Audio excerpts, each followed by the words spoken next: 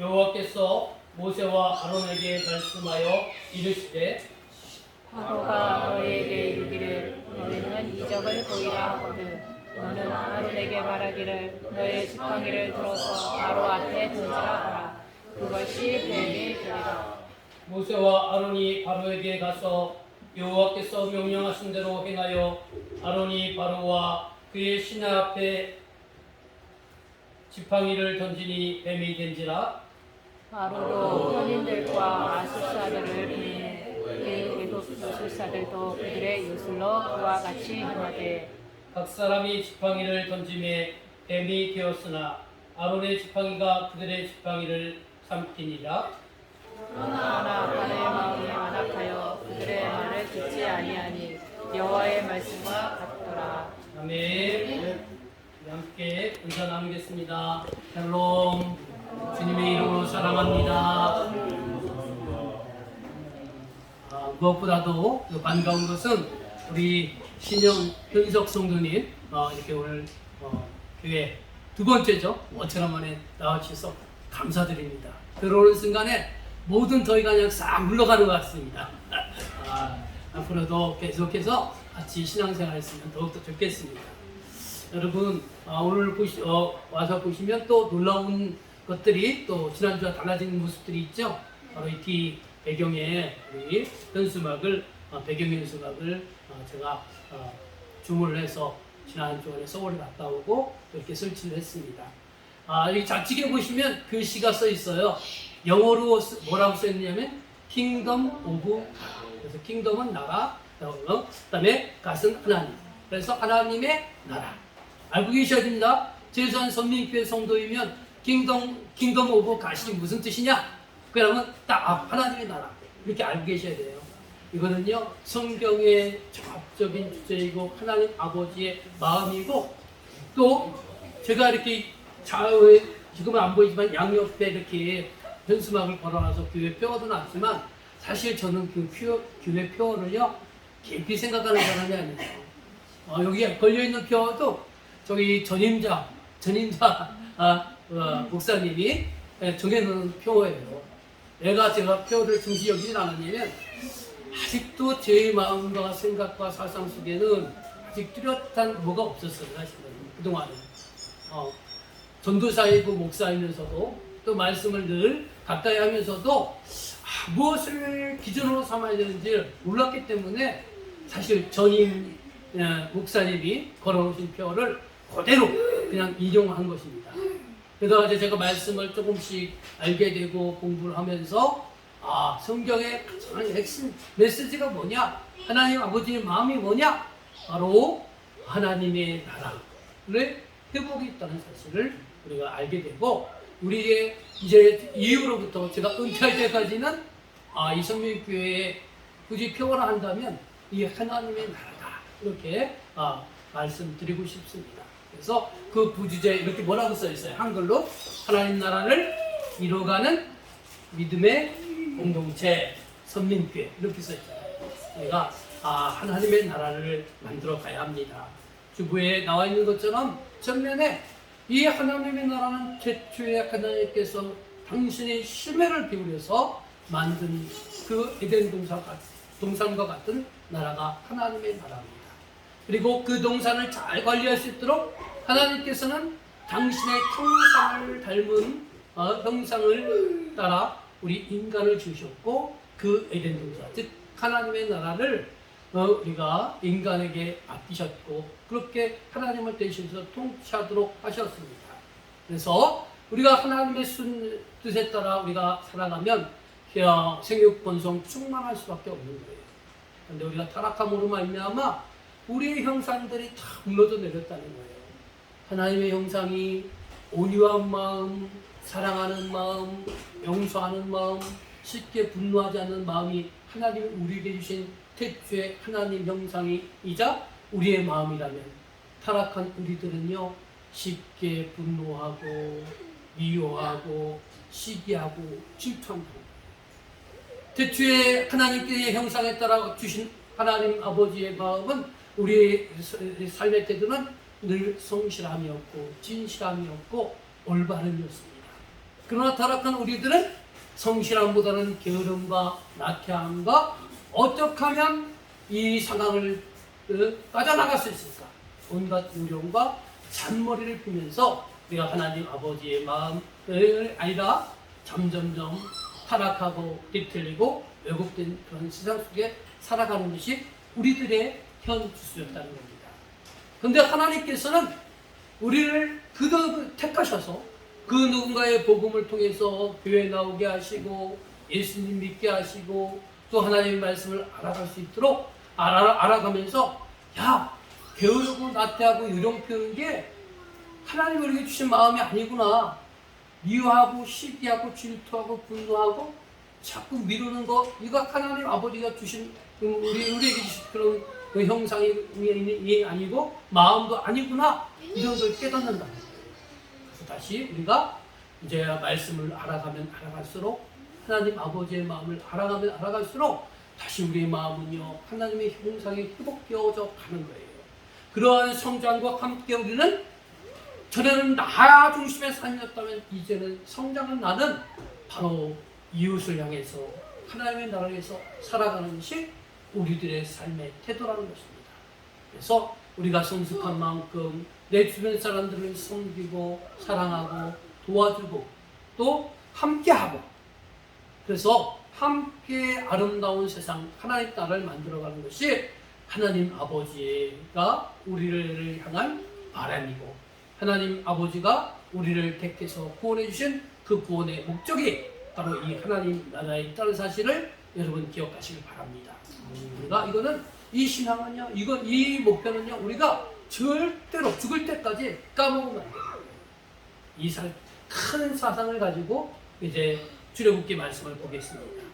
자, 오늘 본문 말씀 들어가기 전에 잠깐 배경을 보면, 하나님께서 모세를 택했고 바로에게 가서 내 백성 이스라엘을 해방시켜 달라고 부탁을 하라고 했을 때 모세가 찾아갔지만 오히려 이스라엘 백성의 해방은커녕 오히려 가중된 노동이 더 찾아왔다는 사실을 말씀을 통해서 배우게 되었습니다. 그러므로 인해서 이 모세는요 더욱더 가뜩이나 자존감이 낮고 가뜩이나 자신감이 없는데 자기가 하나님 말씀 순종해서 나갔는데 실패를 했어요. 그러니까 하나님께 못한다고 하는 거예요. 하나님 나 못합니다. 그랬을 때 하나님께서는 다시 그를 찾아가서 아니다. 내가 너를 엘로힘 하나님으로, 인격적인 하나님으로 내가 너를 만났고 반드시 너희 백성 이스라엘은 애굽에서 반드시 구원할 것이라는 하나님의 구원의 약속을 거듭주고, 또 지난주에 살펴봤지만 여호와의 군대라는 거예요. 여호와의 군대. 너는 그냥 사람이 아니고 여호와의 군대다 하면서 그런 다양한 이루와 격려의 말씀을 주면서 모세를 다시 일으켜 세운 것입니다. 그리고 다시 이제 하나님께서 모세와 아론에게 다시 명령을 하는 거예요. 다시 한번 바로 왕에게 찾아가라. 바로 왕이 너희들이 정말 하나님이 보낸 사람이면 이적을 한번 행해봐라. 그렇게 말할 텐데, 그때 너는 그 얘기를 들었을 때 모세, 너는 네 형 아론에게 이렇게 말해라. 그 형 아론이 들고 있는 지팡이를 던지라는 거예요. 던지면 그 던짐으로 해서 그 지팡이가 뱀이 되는 그러한 이적을 보여주게 된다는 것입니다. 자, 그래서 이 모세와 아론은 하나님의 말씀을 듣고 바로 왕 앞에 가서 이렇게 똑같이 행했어요. 자, 그 다음부터 이어지는 질문입니다. 질문. 자, 주보를 보시고, 아론의 지팡이가 애굽의 마술사들의 지팡이를 어떻게 했습니까? 자, 출애굽기 7장 11절부터 12절의 말씀 읽어보도록 하겠습니다. 시작.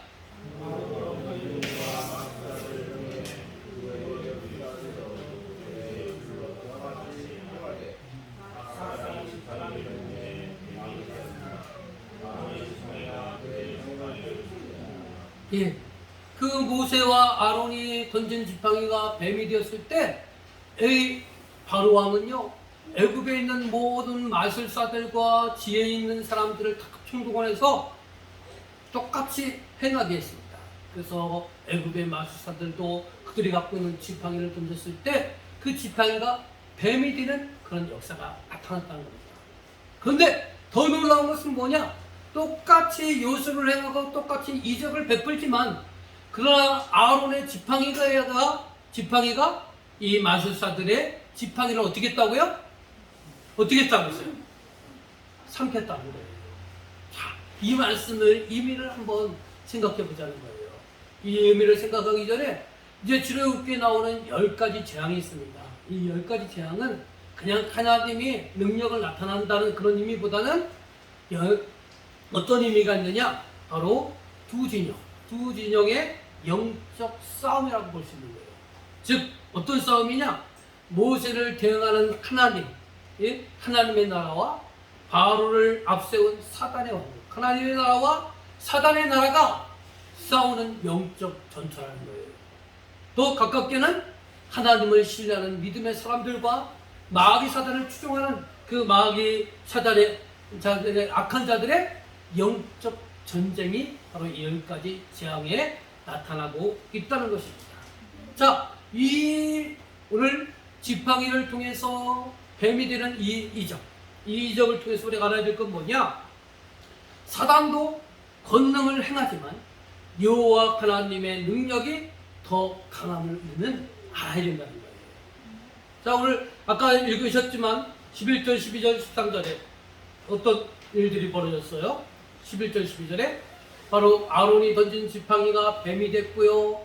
또 애굽에 있는 술사들이 또 지팡이를 던져서 그들도 똑같이 뱀이 됐어요. 마술을 행하고 요술을 행하고 권능을 행한 건 똑같았어요. 그러나 12절에 보면 어땠다고 그랬어요? 아론의 지팡이가 애굽의 술사들의 지팡이를 어떻게 했다고요? 다 삼켜버렸다는 거예요. 수치적으로 따지면 여러분, 아론의 지팡이가 더 센 겁니까? 아니면 애굽의 마술사의 지팡이가 더 센 겁니까? 어느 게 더 힘의 대결에서 어느 것이 더 센 거예요? 바로 아론의 지팡이가 더 세다는 거예요. 이것은 피부적으로는 아론의 지팡이가 더 세지만 더 깊은 의미로 들어가면 뭐냐? 세상의 많은 사람들을 유혹하고 사단, 어둠의 권세를 사로잡고 사단의 권세보다는, 힘과 능력보다는, 또 그들도 사단도 많은 마술을 행하고 이적을 행하고 기적을 행하지만은, 그러나 그보다 더 큰 권세와 능력이 누구에게 있느냐? 하나님께 있다는 사실을 우리는 이 사건을 통해서 알게 된다는 것입니다. 바로 그러므로 우리는 하나님을 믿는 저와 여러분들은요, 세상에 어디 무당집이 용하더라, 아무개가 무슨 올라온 계시를 본다더라, 이런 어느 종교에 가니까 병을 치유한다더라, 이런 것에 여러분 현혹되면 안 되는 거예요. 그들도 이적을 베풀 수 있다 없다? 있어요. 그들도 능력을 행할 수 있어요. 그러나 우리가 잊지 말아야 될 건 뭐냐? 그들이 보이는 이적과 능력보다도 더 센 하나님의 권능을 믿고 있고, 그 하나님의 자녀가 바로 나다는 사실, 바로 우리라는 사실, 바로 우리 성도라는 사실을 여러분 굳게 믿으시길 바랍니다. 자, 그러면 우리 이 권능은요, 하나님께서 제자들에게 주신 권능이 있다는 거예요. 자, 말씀 보겠습니다. 누가복음 9장 1절을 보십시오. 누가복음 9장 1절에 같이 읽어보겠습니다. 자, 1절 2절 시작. 예수께서 12 제자를 불러 모으사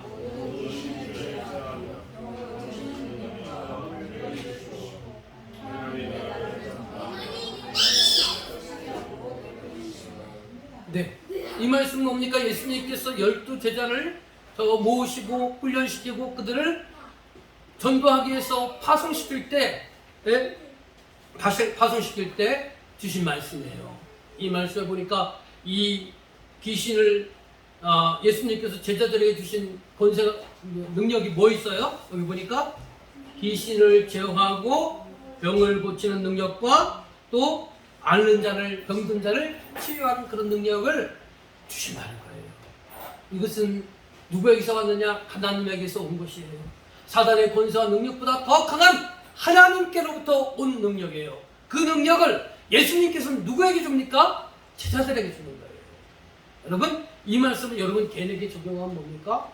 여러분도 바로 귀신을 제어할 수 있는 능력이 여러분에게 있습니다. 병을 고치는 능력도 여러분에게 있습니다.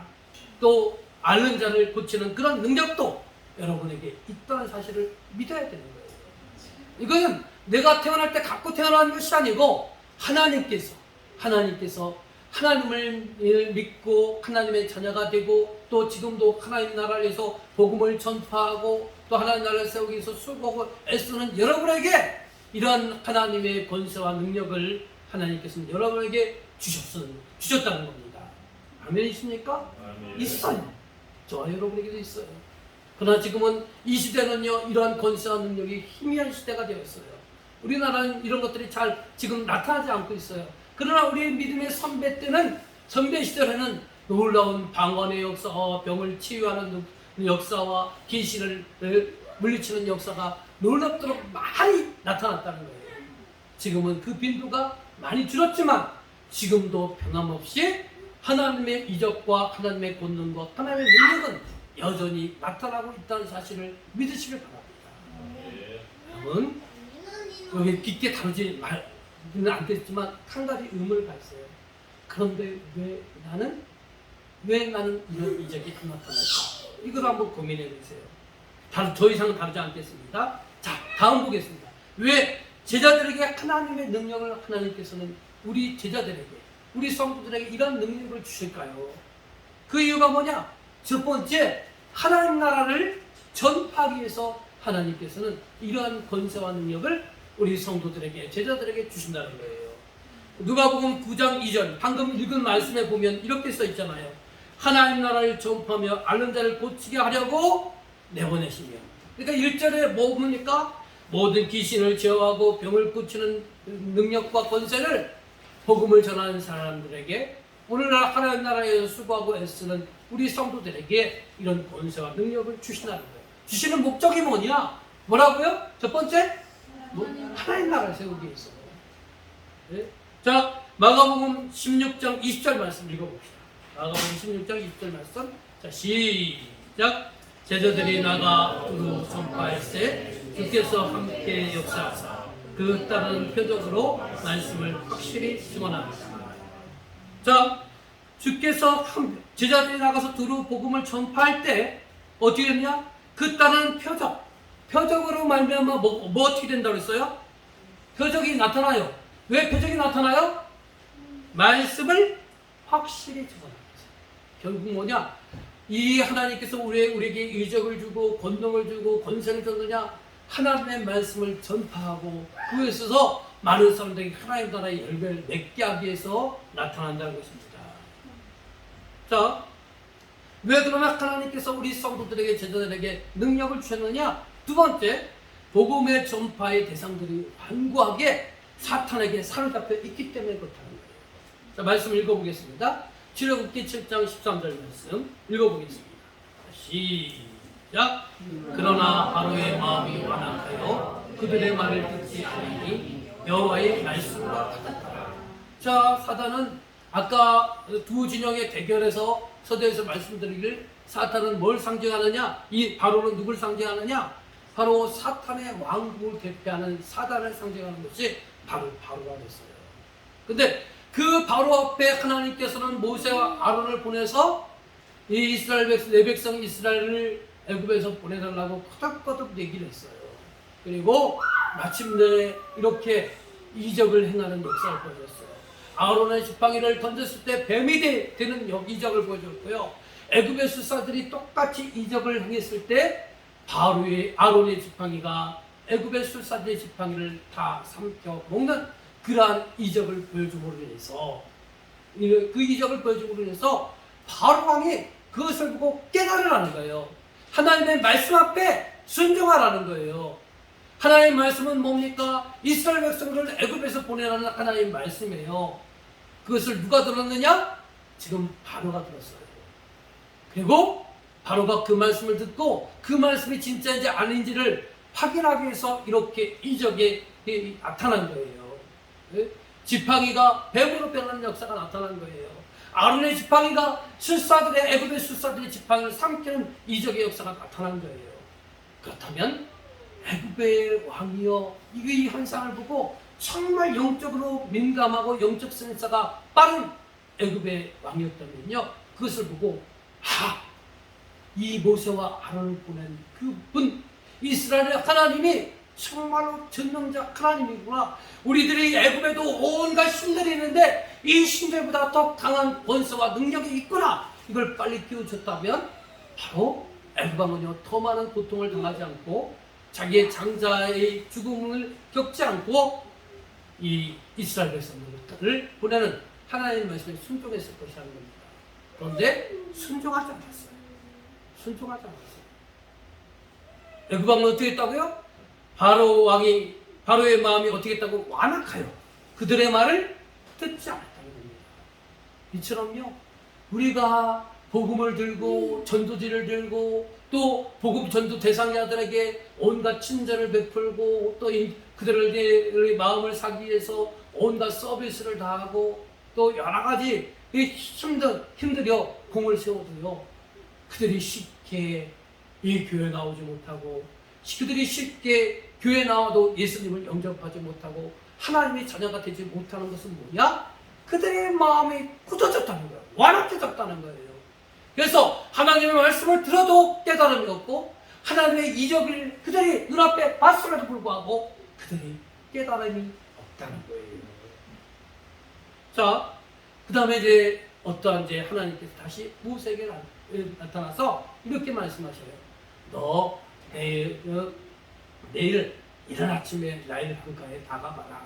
그러면 그곳에 바로 애굽의 왕이 나타날 것이다. 그 애굽 왕에게 하나님의 말씀을 듣도록 다시 한번 권면해봐라. 왕이시여, 하나님께서 이스라엘 백성을 애굽에서 보내라고 했는데 왜 그 말을 듣지 않고 아직도 그러고 있습니까? 그러면서 너 그 지팡이를 가지고 그 나일강에 물을 쳐버린 거예요. 그 이야기를 듣고요 모세는 아론과 함께 다음날 일찍 애굽 나일강가에 갔고요 하나님의 말씀처럼 이 바로 왕과 그의 신하들이 나일강가에 왔을 때 그 하나님의 말씀을 그대로 전했어요. 그리고 아론의 지팡이가 나일강에 물을 쳤을 때 그 물이 뭐로 변했다고요? 피로 변하는 역사가 나타났어요. 물이 피로 변함으로 해서 그 물에 있던 가득한 물고기들이 다 죽고요. 또 그 물고기들이 썩음으로 인해서 악취가 나는 그러한 사태가 벌어졌다는 거예요. 자, 이러한 심각한 현상이 나타났음에도 불구하고 바로의 행동을 보시기 바랍니다. 바로왕의 행동을 보세요. 자, 출애굽기 7장 22절, 23절. 자, 바로의 행동이 어떤 건지 한번 보겠습니다. 시작. 애굽 요술사들도 자기들의 기술로 그와 같이 행함으로 바로의 마음이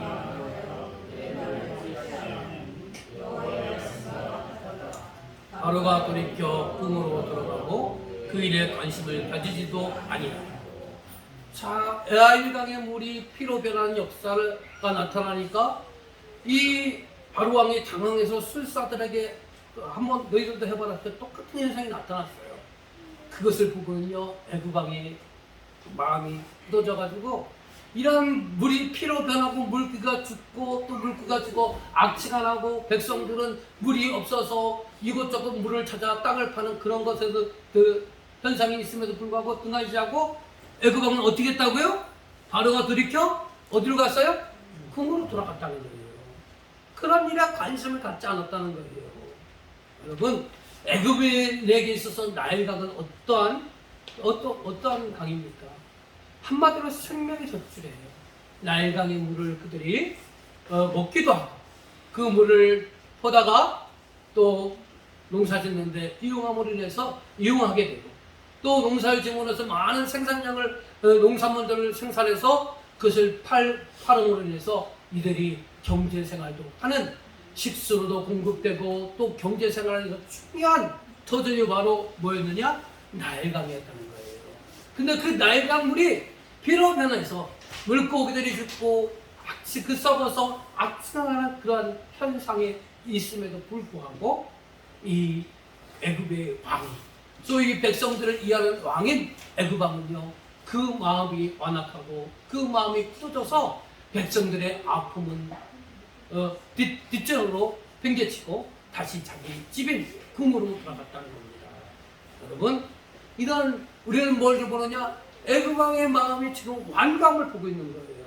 백성들이 고통당하고 있음에도 불구하고 거기에 대해서 조금에도 마음이 흔들리지 않고 자기 방식대로 자기 편의와 이익을 위해서만 살아가는 완고한 애굽 왕을 보고 있는 것입니다. 그렇다면 이런 마음의 완고함, 이 마음의 완고함의 책임은 누구의 책임인가를 한번 보자는 겁니다. 자, 출애굽기 4장 21절. 여기서 공통된 단어가 계속 나오고 있어요. 출애굽기 4장 21절에 보겠습니다. 자, 시작.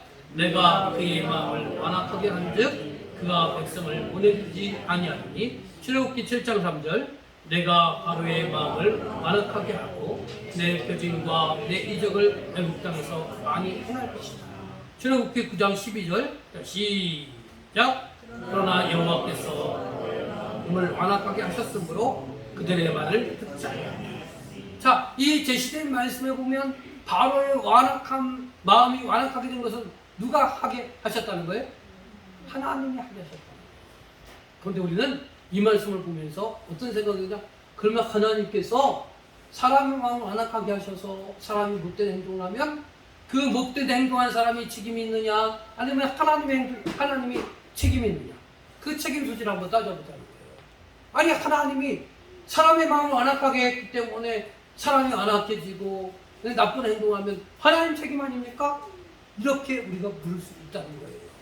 그러나 우리가 놓치지 말아야 할 건 뭐냐?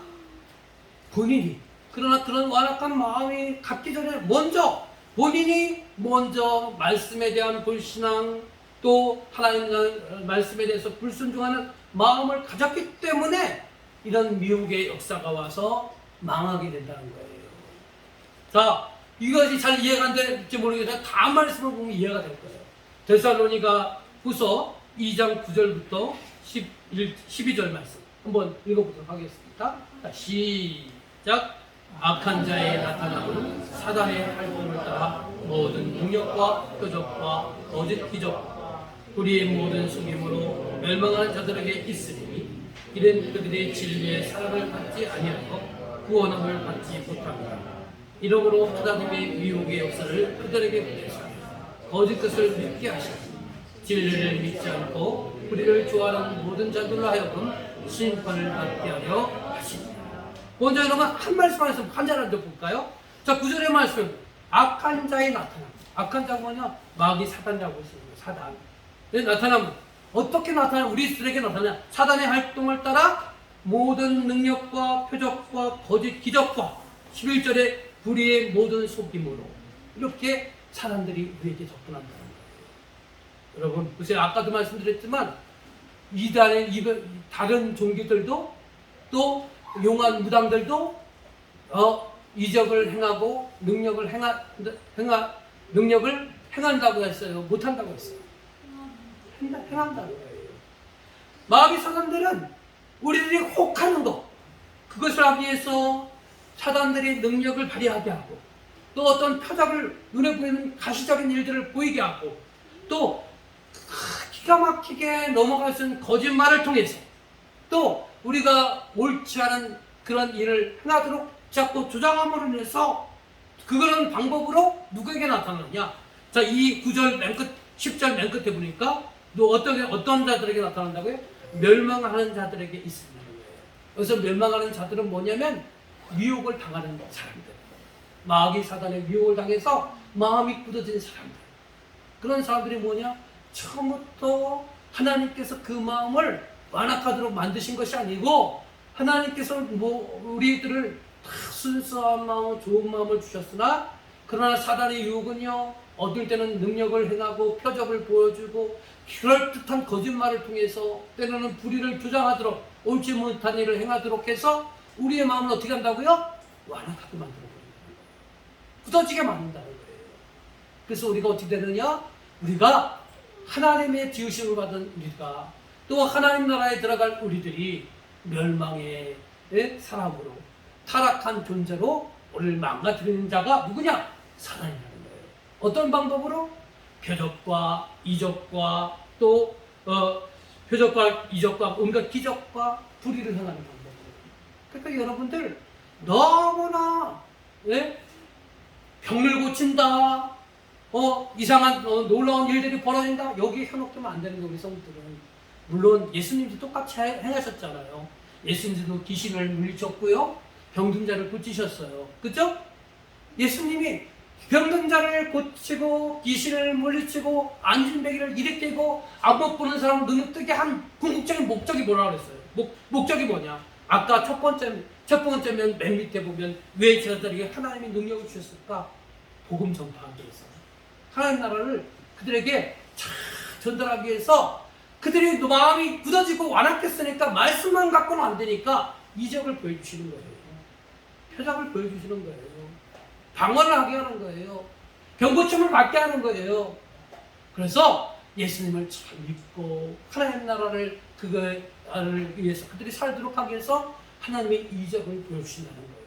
그러나 마귀 사단들은 똑같은 이적을 행해도 그들이 회개하고 하나님 백성이 되고 하나님 나라에서 살도록 하는 게 아니고 마귀 사단의 하수인이 돼서 자기의 이익을 취하고 자기만을 위해서 살고 또 세상을 옳지 않은 방법으로 그렇게 만들어 가도록 하는 사단의 하수인이 되도록 하기 위해서 표적과 이적을 보여주고 있다는 거예요. 똑같이 표적과 이적을 행해도 목적이 다르다는 거예요. 하나님이 보여주시는 표적과 이적은 하나님 나라를 세우기 위해서, 마귀 사단이 보여주는 표적과 이적은 뭐예요? 자기 사단의 하수인에서 하나님을 대적하고 온갖 악한 일을 행하도록 하기 위해서 표적과 이적을 보여주고 있다는 겁니다. 그러니까 여러분, 예전에 어떤 다미선교회가 있었잖아요. 다미선교회. 네? 다미선교회 그곳에 빠졌던 사람들의 얘기를 들어보면 그렇게 말씀이 달콤했대요. 하루 낮에는 직장 다니고 일하고 피곤한 몸에도 이끌고 교회 와서 말씀을 들을 때 그렇게 꿀같이 다뤘다는 거예요. 여러분, 그 말에 여러분 어떻게 생각하십니까? 똑같은 거예요. 이단도 또 어떤 사단도 그들도 표적을 행하고 기적을 행하고 능력을 행할 수 있다는 사실을 알아야 되는 거예요. 그러나 중요한 건 뭐냐? 내가 그런 것을 보면서 표적을 보고 이적을 보고 능력을 행하는 희한한 현상을 보고 그것을 보고 내가 어떻게 살아가느냐가 중요한 거예요. 내가 그것을 보고 표적을 보고 이적을 보고 야, 하나님이 정말 살아계시고 전능자 하나님이구나. 그 하나님을 내가 믿고 따라야 되겠구나. 그 하나님 아버지가 하나님 나라를 위해서 우리를 택하셨구나. 이것을 알고 내가 하나님 나라에서 수고하고 헌신한다면 여러분들 제대로 된 신앙생활을 하고 있는 거예요. 그러나 표적과 이적, 그런 능력 행하는 그것을 보고요, 사람들은 여전히 자기 이익과 만족과 자기 삶만을 위해서 그렇게 살아간다면요, 우리가 그 표적과 이적을 잘못 보고 있고 사단에 짓눌리고 있다는 사실을 여러분이 아셔야 한다는 거예요. 자, 그러면 저기 세 번째면 중간에 왜 사람들이 하나님의 말씀을 듣지 않느냐, 이걸 보자는 거예요. 왜 사람들이 하나님의 말씀을 듣지 않습니까? 대답이 뭐예요? 빨간 것이 답이 뭐예요? 마음이 완악하기 때문에 그런 거예요. 우리 심령의 마음이 문제, 마음이. 그래서 여러분, 여기 주보 그 광고란에 보면 이렇게 써 있잖아요. 마음이 바뀌면 행동이 바뀐다는 거예요. 근데 바로도 그렇고 지금 사단에 짓눌려 있는 모든 사람들이 그렇죠. 그 마음이 완악해졌다는 거예요. 마음이 단단히 굳어 있다는 거예요. 그래서 이 마음이 완악하다, 굳어 있다. 이것은 뭐냐면 완강하다. 이것은 뭐냐, 히브리어로 카바드라는 말인데 무슨 뜻이냐? 무겁다, 힘겹다, 이런 뜻을 갖고 있다는 것입니다. 그래서 마음이 딱딱하게 굳어 있어서 자신도 이제 통제가 안 되고 도전이 안 된다는 거예요. 여러분, 예수님께서는 복음서에서 씨 뿌리는 자의 비유를 우리들에게 들려주셨습니다.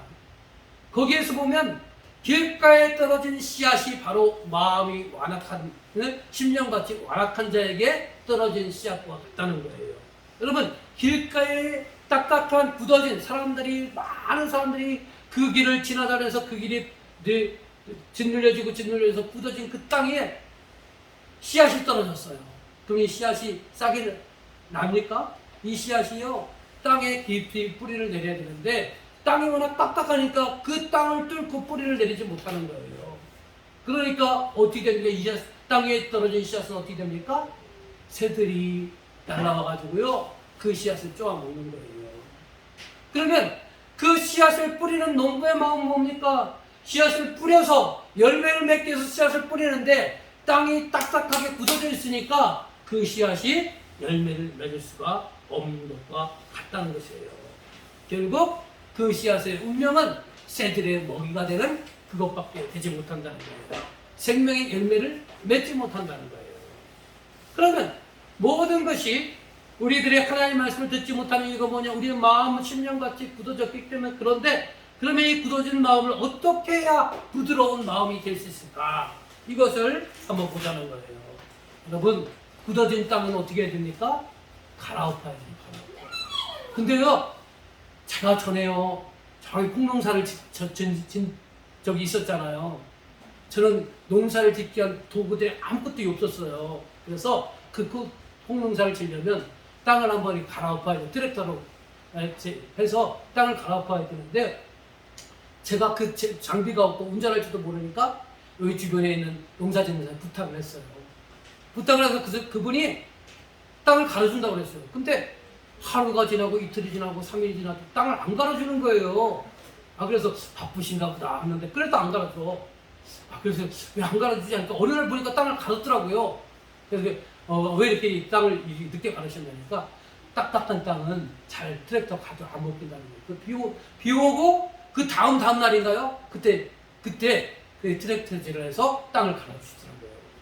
그러니까 딱딱하고 굳어진 그 땅을 어떻게 부드러운 마음으로 바꿀 수 있느냐? 여러분, 그냥 굳어진 땅은요, 거기에 아무리 삽질을 하고 쟁기질을 해도요 땅이 잘 안 파이는 거예요. 그러면 그 굳어진 땅에 물이 들어가야 되는 거예요. 성령의 단비가 들어가야 되는 거예요. 은혜의 비가 그 굳어진 땅에 내려야 되는 거예요. 그래서 굳어진 땅을 갈아엎으려면 어떻게 되냐? 바로 하나님의 은혜가 필요한 거예요. 또 하나님의 말씀이 필요한 거예요. 또 성령의 역사가 필요한 거예요. 그래서 여러분들이 계속해서 말씀을 듣는 이유가 뭐냐? 또 읽었던 말씀 계속 반복해서 읽는 이유가 뭐냐? 그 말씀을 읽으며 들으며 공부하면서 내 심령같이요, 굳어졌던 심령같이 말씀의 비를 내 심령에 내려서 그것이 적셔져서 땅을 기경하는 그런 초석이 된다는 거예요. 그러니까 여러분, 여러분의 마음을 굳어지게 하면은 여러분 어떻게 되느냐? 굳어지면 은혜를 받을 수 없고 점점점 하나님 말씀에 순종하기보다는 사단의 노예가 되는 거예요. 그러지 굳어진 마음이 되지 않게 해서 어떻게 되느냐? 여러분들이 늘 은혜를 사모해야 되는 거예요. 여러분, 날마다 은혜를 사모하시길 바랍니다. 아멘. 여러분, 그 은혜는 그냥 오는 것이 아니고 내가 기도하는 은혜를 사모하며 기도할 때 그 은혜의 단비가 내리는 거예요. 말씀을 끊임없이 듣고 읽고 생각할 때 은혜의 단비가 여러분 심령 가운데 내리는 거예요. 성령의 역사를 간절히 사모하면서 간구할 때 여러분 심령의 은혜의 단비가 내리는 거예요. 그래서 그 말씀이 들을 때 내가 깨달음이 없고 그러면 의로 인해서 내 심령같이 굳어진 심령같이 적셔지고 뒤엎어지고 또 기도하면서 하나님의 은혜를 체험함으로 해서 굳어있던 내 심령같이 은혜의 단비가 내리고 그 심령같이 또 기경이 되고 또 말씀을 끊임없이 읽고 들음으로 해서 그 말씀을 듣고 읽고 공부하면서 은혜를 받음으로 내 심령같이 또 기경되는 이런 역사를 통해서 우리가 끊임없이 우리의 마음이 부드러워지고요. 우리가 하나님 말씀에 순종하고요. 순종함으로 해서 우리의 믿음이 더욱더 성장하고 하나님의 일꾼이 되어져 가는 것입니다. 그런데요, 정말 완악한 사람들이 있어요. 우리가 교회를 다녀도요, 마음에 굳혀 있어가지고 말씀을 들어도 기도를 해도 이렇게 굳어진 사람이 있어요. 왜 그랬을까요? 마음이 완고하기 때문에 그렇잖아요. 그러면 그 완고한 사람들 하나님 어떻게 할까요? 이 사람은 기도로도 안 돼, 말씀으로도 안 돼. 네? 그럼 어떻게 하는 줄 알아요? 고난이라는 그러한 도구를 쓰시 하나님께서 고난을, 물질의 고난을 겪게 하고 또 어떤 사람들은 질병, 육체 아픔이라는 질병의 고난을 통해서 그 굳어졌던 마음밭을요 하나님 기경시키는 거예요. 어떤 사람은요 어떤 사고를 통해서 그 굳어진 마음을 갈아엎도록 하나님께서 이 고난의 방법을 동원하신다는 거예요. 지난번에도 말씀을 드렸지만 여러분 여기까지 가면 우리가 최악인 거예요. 최악. 여러분 은혜를 받고 능력을 받고 하나님의 일꾼이 될 때 여러분 고난 안 당하고 은혜 받고 고난 안 당하고 하나님의 일꾼 되는 게 좋아요? 싫어요? 여러분? 네? 싫어요? 좋죠. 근데 우리는 이런 방법 안 택하고요. 자기 고집 팍 피우고 마음을 완고하게 했다가 하나님께서 야 얘는 이렇게 기도도 안 되고 말씀으로도 안 되고 그 다른 방법은 안 되니까 고난을 주는 거예요. 그 고난을 통해서 고난을 당하면서도 어떤 사람은 빨리 있게 그 고난의 의미를 깨우쳐서 하나님께로 돌아오고 그 심령밭을 부드럽게 하면 이 사람의 고난이 최소화 되지만 이 바로왕처럼 첫 번째 그 재앙을 만나도 그 마음이 굳어지고 두 번째 재앙을 만나도 마음이 굳어지고 변함이 없고 세 번째, 네 번째, 다섯 번째, 여섯 번째 이 고난이 가중되더라도 그 마음이 굳어지면 어떻게 됩니까? 마지막에는 열 번째 재앙 자기 살아 생명과 같은 아들을 죽이는 그런 재앙이 임하는 거예요. 그제서야 깨닫는 거예요. 그러니까 여러분 우리가 일상 주일날 되면 교회 와서 예배드리고 틈틈이 여러분 순간순간 기도하고 또 나름대로 목사님이 그냥 어떻게 반강제적으로 성경 공부 시켜서 말씀 공부하고 이것이요 귀찮고 교회 다니면 의례적으로 행하는 것이다 이렇게 생각하지 마시고요. 나의 완악한 그 마음을 굳어지지 않도록 하기 위해서 하나님께서 이런 은혜의 수단을 주시는가 생각하고요. 빨리빨리 여러분 그것을 받아들여서 예배도 또 열심히 참여하시고 더 간절히 기도하시고 말씀의 뜻을 헤아리려고 더욱더 노력하시길 바랍니다. 그렇지 않고 고집 피우면 바보처럼 되는 거예요. 고난이 도구가 고난의 채찍이 여러분에게 들어온다는 사실을 여러분 잊지 마시길 바랍니다. 그래서 끝끝내 은혜를 거절하고 마음을 완고하게 하면 어떻게 되느냐? 어떻게 되는 거예요? 자, 같이 읽어봅시다. 맨 마지막이요. 시작. 미혹의 심판을 받을 수밖에 없게 되고 멸망한다. 아까 말씀 가운데 맨 밑에 보면 데살로니가 후서 2장 9절부터 12절의 말씀 보세요. 사람들이 어떻게 하느냐? 끊임없이 사단의 그러한 능력과 표적과 거짓 기사와 불의에 속아 넘어가서 타락함으로 말미암아 이런 사람들이 왜 타락하느냐? 10절 보세요. 10절. 불의의 모든 속이로 멸망하는 자들에게 있으니 타락한다는 거예요. 그 이유가 뭐냐? 이는 거기 읽어보세요. 시작. 이는 그들이 진리의 사랑을 받지 않으며 구원을 받지 못한다. 진리의 사랑을 받지 못한다는 게 뭐예요? 말씀 멀리한다는 거예요. 말씀 듣지 않는다는 거예요. 말씀 들어서 순종하지 않는다는 거예요. 그러니까 어떻게 합니까? 우리의 선택은 두 가지밖에 없는 영적인 세계에서 선택은 두 가지밖에 없는 거예요. 하나님이냐 사단이냐예요. 예? 하나님이냐 마귀냐예요. 하나님 말씀 안 들으면 마귀 사단 말 듣는 것과 똑같았다는 거예요. 이런 사람들이 어떻게 되느냐? 11절에 이러므로 하나님이 무슨 역사를 그들에게 준다고요? 미혹의 역사. 미혹이 뭐예요? 속임을 당한다는 거예요. 예? 살짝 얘기만 해줘도 살짝 말 한마디만 걸어도 속아 넘어간다는 거예요.